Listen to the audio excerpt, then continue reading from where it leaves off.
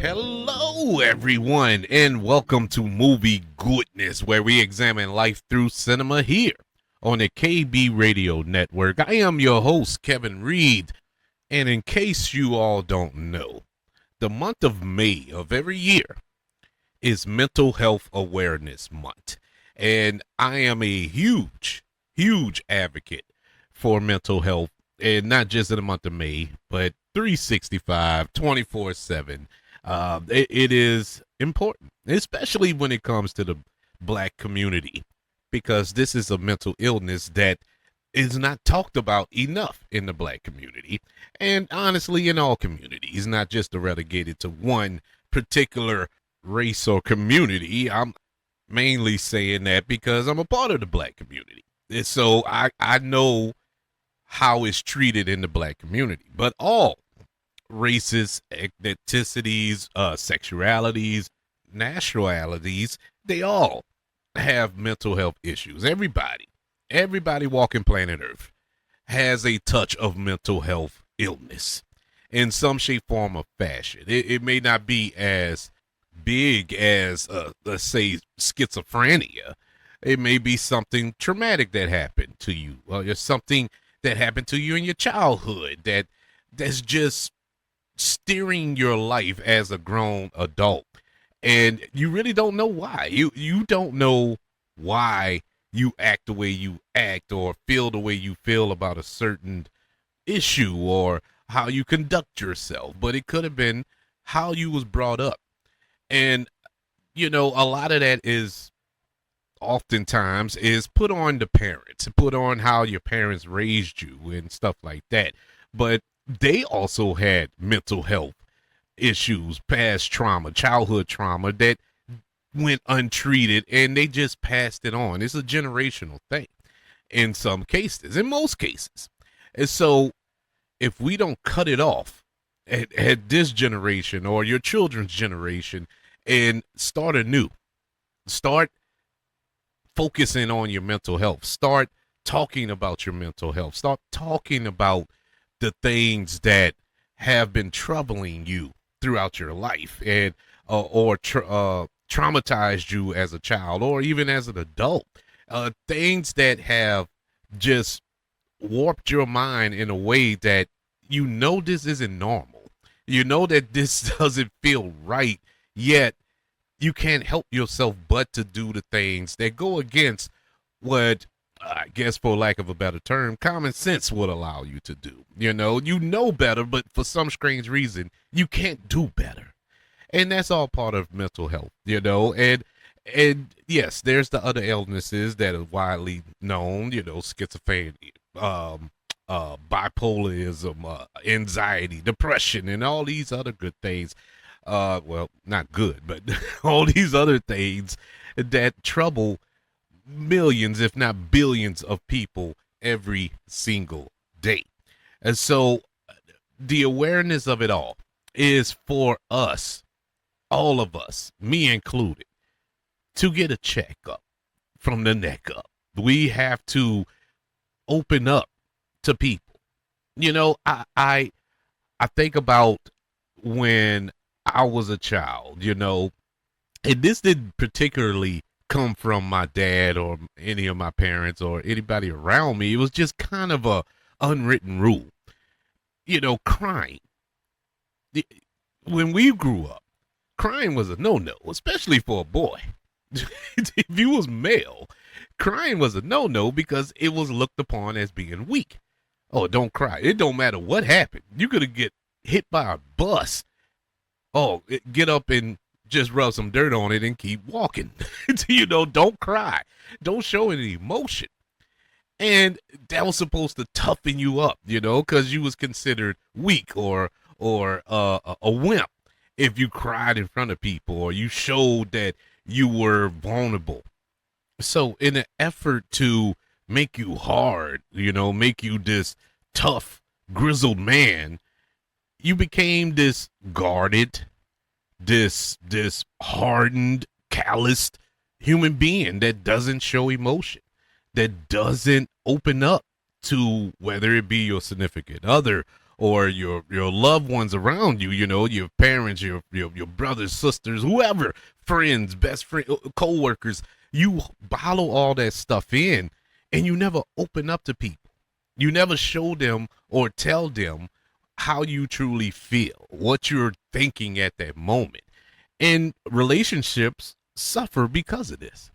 And I know this as a fact. I have in my past relationships, even current, that I had trouble opening up.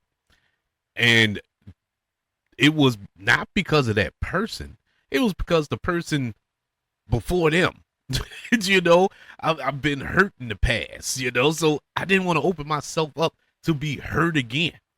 No matter what it was, I just didn't want to be hurt, because it hurts. Nobody wants to be hurt. Nobody wants their feelings crushed, their heart broken. That is devastating. And so in an effort to protect my feelings, I just closed myself in.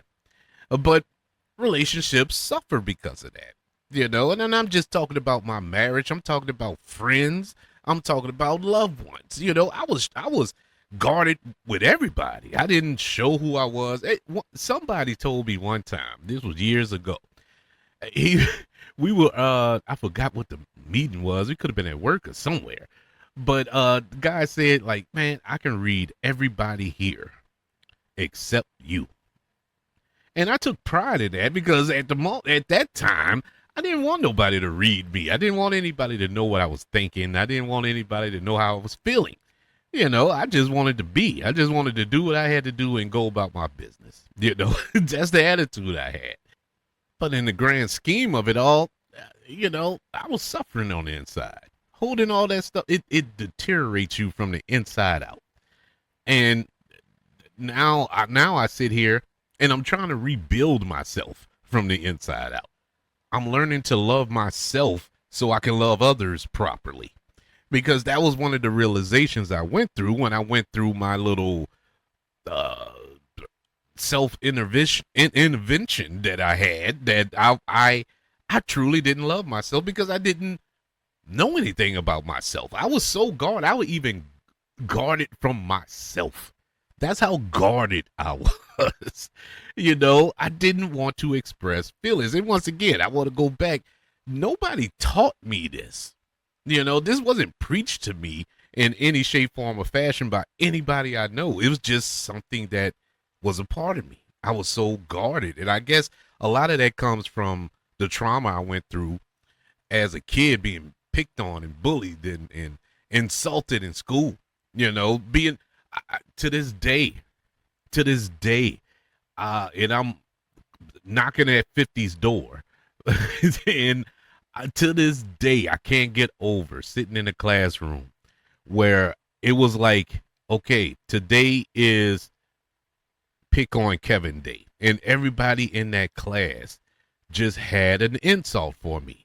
And that includes the teacher. It was everybody in the class.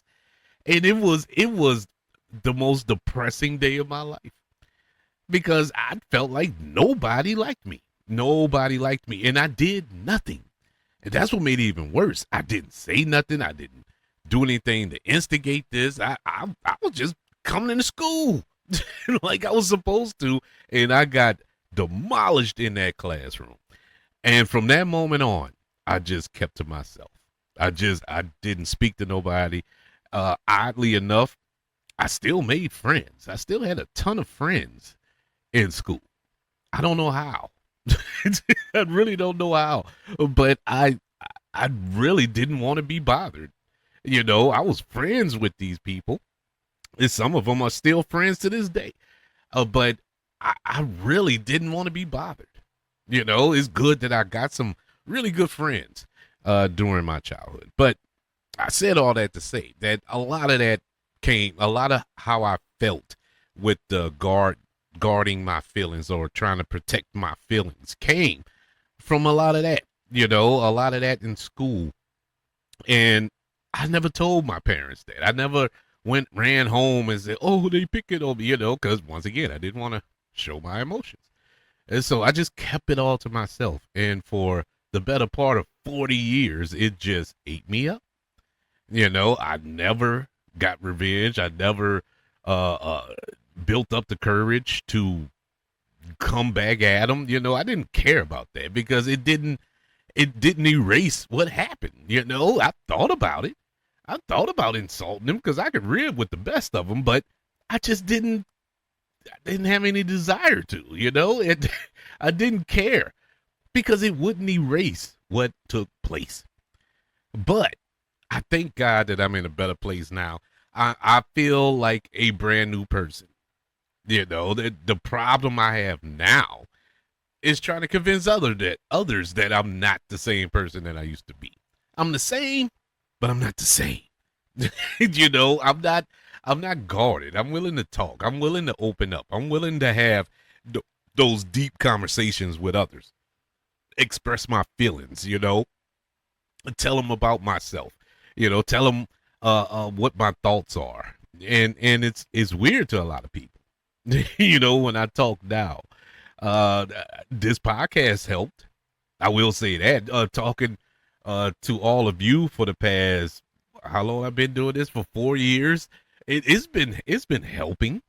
You know, so I'm glad I'm on the right track. But like I was saying to start off this show, this is Mental Health Awareness Month. I'm just making you aware of what I went through. Maybe my little story may inspire you to take some of the locks off, to crack that door open.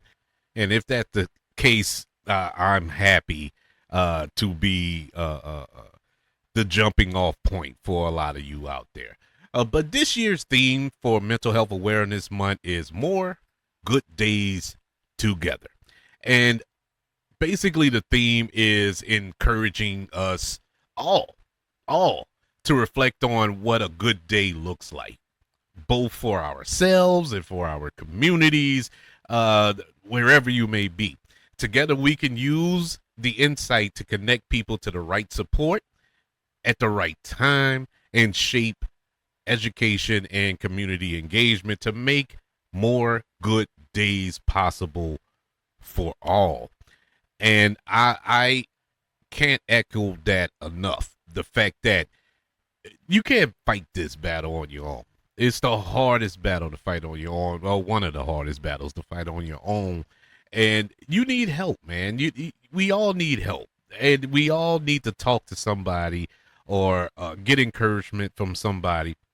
If not a therapist, if not a psychologist, maybe, if you're a spiritual person, maybe it's your preacher, or your priest, or your pastor. If you're not a spiritual person, maybe it's just your mom or your dad. Or it could be your significant other.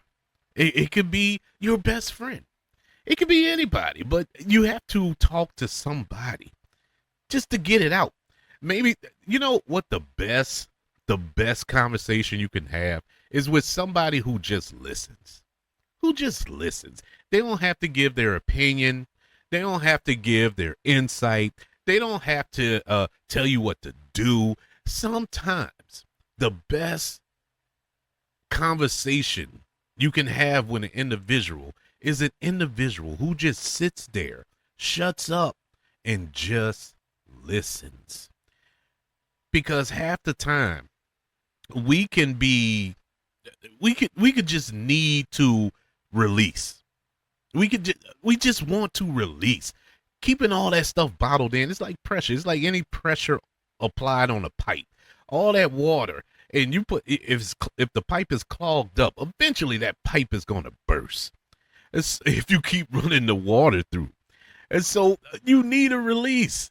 And talking to somebody, just opening up, allowing yourself to open up and stop being afraid of being judged. Just let it out. Now, if you got some perverted, demented stuff on your mind, yeah, you do need to seek some serious help. Please, here are some key facts about mental health. I was rambling on. I was supposed to start off the show with it, but here we go. Despite overwhelming need for mental health treatment, nearly 30 million people across the United States don't have access to affordable health care, mental health care, and substance use treatment, which is also a contributing factor. Around 1 in 5 adults experience any mental illness in the past year. 1 in 20 adults experience serious mental illness in the past year. 1 in 5 youths have a mental health condition, with anxiety being the most common of these conditions. Globally, about 35% of mental illness emerged by the age of 14 years old, with nearly 63% appearing at the age of 25 years old. In 2023, 20% of high school students in the United States actually considered committing suicide. See, these are troubling numbers and statistics, especially if these individuals not being treated or not in any type of mental health care.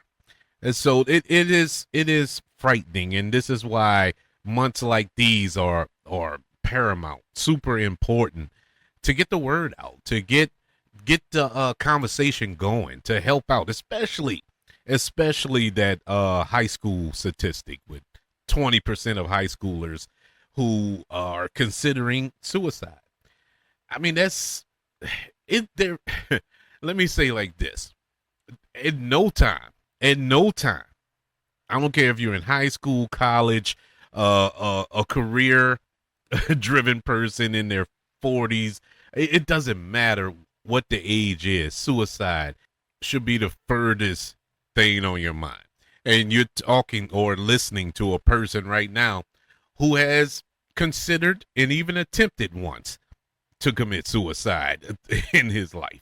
And it's troubling to hear that number. I know one time that I attempted, I was in high school. So I would be in that boat. I'll be in that 20, if you go back to the 90s, late 90s.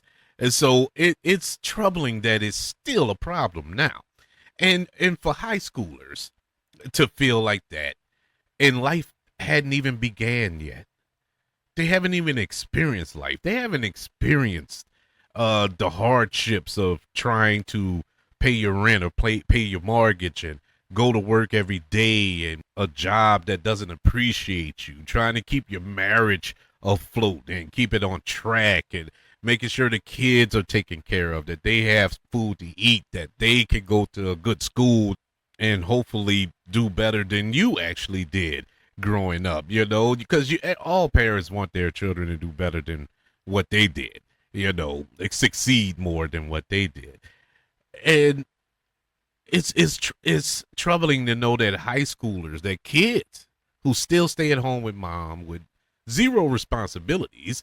Well, I'm not going to say zero, but definitely not as much as an adult who are off on their own, are troubled to the point where they want to just check out. And a lot of it is not bullying, It's not just bullying. And I know that's the go-to. It is a factor for a lot of it. A portion of that 20% is bullying. But some of it is that these children are dealing with some childhood trauma. They are dealing with some issues that they don't know how to handle it. And part of that is because they don't have the resources. Schools don't have on-site counselors like that. They don't have access to a therapist and all this here. Now, in this day and age, with the advent of the internet and all this other stuff, yeah, you can probably hop online and Google a therapist. There's a service. What is it? Better Health or something like that. I think you can get access to that on the internet and all that good stuff, which is great, but a lot of that you have to pay for. And these kids, half of them don't have jobs, If they do have jobs, they're working at Burger King or McDonald's making nothing. you know, and their mind is on buying shoes and clothes and iPhones and all that good stuff. And so they're not worried about paying for a therapist.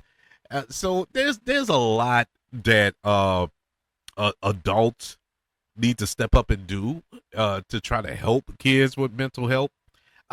Just for an example, like me, like when it came to my kids, I knew that is a genetic thing. I knew that whatever it was I had, I probably passed it on to one of my girls.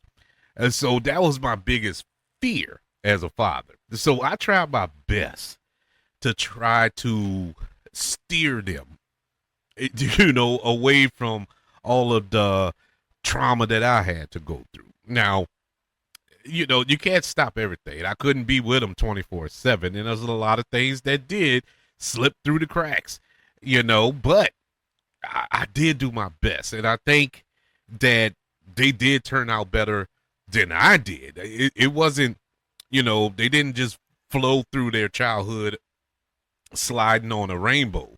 There was some rough patches there, like any other teenager and all this other stuff. Went through the same things like any average teenager or adolescent. But for the most part, I kind of steered them away from the big ones, the with the drugs and the teenage pregnancies and that stuff. Okay, we dodged that bullet. We managed to dodge that bullet, but there's still a lot more, mentally that I tried to help them out with as well. Trying to express my experiences through high school. I think my girls were the only ones that I actually opened up to, that I actually told them what I went through as a child, as a young adult, and all this other stuff. I tried to tell them that, look, in the event that y'all go through ABC, here's XYZ, because I went through it. I've been there, done that. So I know how you're feeling. And for the most part, it worked, because they'll come to me about certain things. Now today, they'll come to me about certain things that they think that I can relate to, as long as there's no female issues, because I'm the last person you want to talk to. Look, you need to talk to your mom about that. But other stuff is they do open up and talk to me about that, and that was another great thing, because kids don't want to talk to their parents about nothing, and they're so guarded. That's every kid. But because I was with my parents, I didn't tell them everything. I felt like I knew everything, and most kids feel like they know more than their parents, which is the craziest thing ever. Because I look back now and think of how stupid I was. The people lived through everything. It actually worse than me. My parents grew up during the Jim Crow era, and so I think they in rural Mississippi. So I think their experiences were just a tad bit more elevated than mine. But I felt like I had it going on. Now we fast forward to 2026, and it looks like we're getting back into the Jim Crow era. But that's another show for another day. But I'm glad that my girls opened up to me. Half the time, well, not half, 75% of the time, it was stuff I didn't want to hear. It was stuff that I didn't want to listen to, because I go into dad mode. I want to be like, wait, well, hold up. Wait, you did what? You talked to who? He wants to what? It's stuff like that. But I have to be an ear. Going back to what I was saying a little while ago, sometimes you just have to listen. And I just listened to them.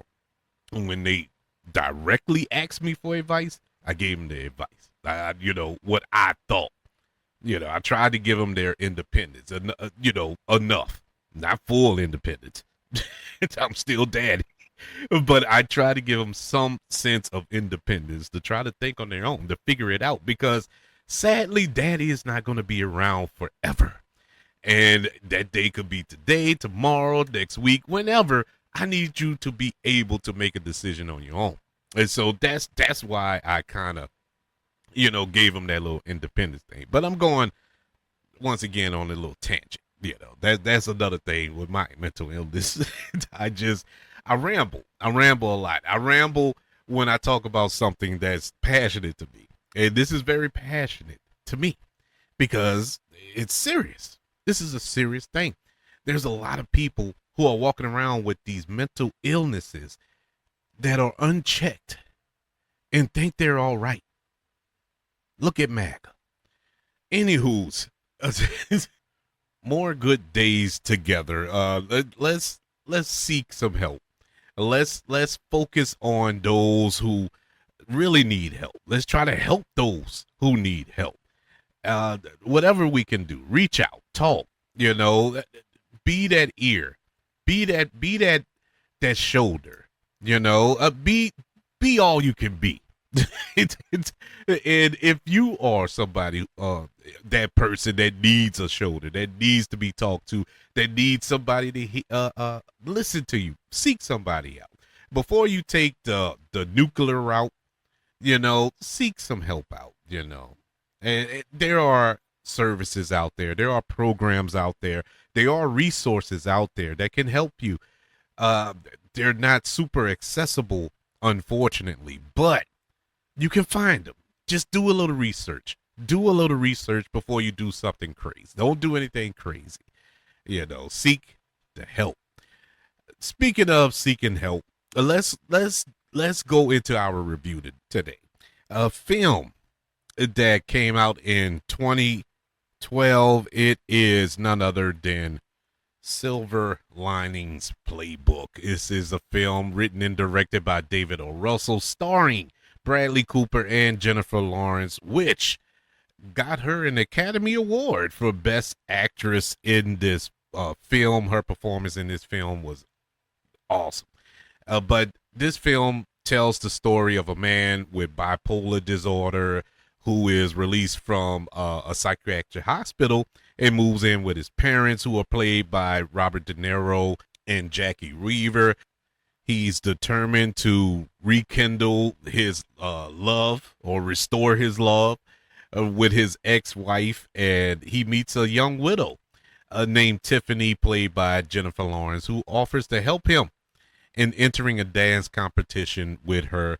The two become closer as a team, and Pat, who is our main character, his father and Tiffany examine their relationships with each other as they cope with their own individual situations. I never was a big David O. Russell guy. This before all the stuff came out on how he directs a set. Never was a big David O. Russell guy, at least his films. Three Kings were fine. I like Three Kings, but I never liked any of his other movies. They all the same to me. They all felt the same. Until The Fighter came out. Loved The Fighter. And I love this film. Silver Linings Playbook does not scream Kevin Reed. This is not the movie that I would normally run out to go see. In fact, I didn't run out and go see this movie. I saw this when it came out on HBO or Cinemax, wherever it was. But I waited till it hit the television screen, and I finally checked it out. And I instantly regretted it. I was like, man, this is a really good movie. This movie is super good. It's so good. The performances are great. The story is awesome. It's relatable. Everything about it was just fantastic. In the film, it just focuses on, navigating life with this bipolar disorder and trauma. And it emphasized that healing is supportive. It's sharing the journey rather than an individual one. It also highlights family dysfunction, between Bradley Cooper's character and Robert De Niro and all this here. It dove into that. Love's power. The power to rehabilitate. Love is the key. Love is the answer. It doesn't matter what the question is. And then it skates that thin line between normal and unconventional behavior. And so it showcased this. And I look, when I saw Bradley Cooper's character with this bipolar disorder, it echoed somebody who I know personally who has bipolar disorder.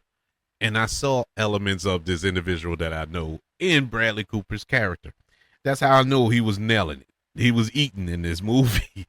But the key themes of the movie, you had mental health and resilience. The resilience, man. Because you had Pat, who is Bradley Cooper's character. He has bipolar disorder. And you have Tiffany, played by the Academy Award winning Jennifer Lawrence. She was dealing with depression and trauma. And so they're both dealing with their own issues, and they come together unknowingly. This wasn't the nucleus of their quote unquote relationship, to try to fix one another or try to cope with their problems or their issues. That wasn't the reason, but it organically turned into that. And another great thing about this movie, it kind of redefines normal. What is normal? Really, when you really sit down and think about it, what is normal? Now, everybody walks around here and think that they're normal. Everybody, a serial killer thinks he's normal. Everybody thinks they're normal. So what is the true definition of normal? There isn't any true definition. There's really no such thing as normal. It's a subjective concept. It's something that we conjure in our mind that, okay, this is how I am, so it works for me. I'm happy, so it must be normal. But on the outside looking in, I may look at you and be like, "Oh, are you weird?" And vice versa. There's no real definition of normal. I don't think that exists, and I think this film highlights that in such a unconventional way, but a way that it actually worked. I could give props to David O. Russell. It's cool the way they use the Philadelphia Eagles, the football team, as kind of a metaphor for all that in the film, and it's genius. I think it's genius, and the way the movie plays out with the healing through action and routine, with the dance competition, and it was therapeutic for Pat and Tiffany because it represents structure. It represented a goal. It represented bringing some type of stability into their lives. And it was a nice little nugget, to put in there. Adds that force, something that they can focus on, something that these two characters with two vastly different mental illnesses can find one common thing to help them, and at the same time draw them together and connect. It was awesome. I thought it was beautiful. But the standout in this whole movie is, of course, Jennifer Lawrence. Now, I make no bones about it. You want to talk about crush? I will risk it all for Jennifer Lawrence. I have the biggest crush on Jennifer Lawrence, and this movie is, I think, is where it all started. I think this was the movie I looked at her. It was like, man, she is unbelievable. She is unbelievably gorgeous in this movie, and then you add on the fact that she acted her butt off in this film. She does her best acting with David O. Russell. It's something about that connection. It's all directors have that muse, For Martin Scorsese is Robert De Niro. Later in his career, it was Leonardo DiCaprio. They have that connection. They just get each other. Same thing here with David O. Russell and Jennifer Lawrence. They've been in, I think, 3 movies. They made 3 movies together. All of them, Jennifer Lawrence gave some powerhouse performances. This one got her an Academy Award. I think the other one she was nominated for. if I'm not mistaken. Yeah, it was American Hustle. She was nominated for that, and Joy.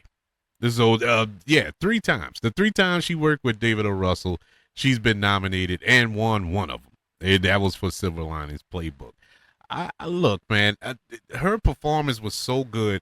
You forgot about everybody else. You forgot what Bradley Cooper, and he's the star. We're following his character, but you can't help but follow her character and what she's going through, because what she's going through is equally as traumatic. And once again, another nice nugget about this movie is the fact that no mental illness was greater than the other. Everybody got their fair share, equal share, to showcase the fact that all mental illness is an issue, that they're all on the same level. It all needs to be treated. It all needs to be cared for in the same manner. The Silver Lining Playbook, if you've never seen it, it is really, really good. It's one of those sneaky, great movies that you would probably put this film in your top 20, if not 10, but, I wouldn't go that high with it. But I think it's in my top 20. I think it's in my top 20 as favorite films. And it really all because of Jennifer Lawrence. It is not because I was crushing and gushing and drooling over in the movie. No, her performance was dynamite. She was amazing in this movie. One of the best performances I've seen in a long, long time. But Silver Linings Playbook gets a letter grade of an A. Yeah, it's really good movie, and it's one of those films that really is not to make fun of mental illness. It's really to showcase it. It's really to bring awareness to it, and I think it fits the theme of this year's Mental Health Awareness Month. Everybody, thank you for joining me for this show. I really do appreciate everybody who checks out the show, who supports the show, who continuously comes back and listen to my reviews, to my commentary, to me ramble about nothing. It's truly a help to my mental health. And so I really, really do thank you all from the bottom of my heart. If you need help in regards of your mental health or somebody you love, I'm going to put a link to the mental health website. Maybe it can help you out. It'll be in the description of this show. Everybody, thank you for joining me. If you want to contact the show, email the show, kbradiopodcast@gmail.com. You can also search for the show on all social media platforms. Just search for the KB Radio Network. Also, don't forget about YouTube. Subscribe to the KB Radio Network channel and like this video if you don't mind. Don't forget about the 5 stars, the reviews, and sharing this show if you're listening on Apple Podcasts, Spotify, iHeartRadio, wherever you are currently listening to movie goodness here on the KB Radio Network. Everybody, thank you for joining me for this little chit chat about Mental Health Awareness Month. This month, the month of May, where the theme is more good days together. Want you all to know that I love you. Continue to love everyone. And until we speak again, you all be blessed.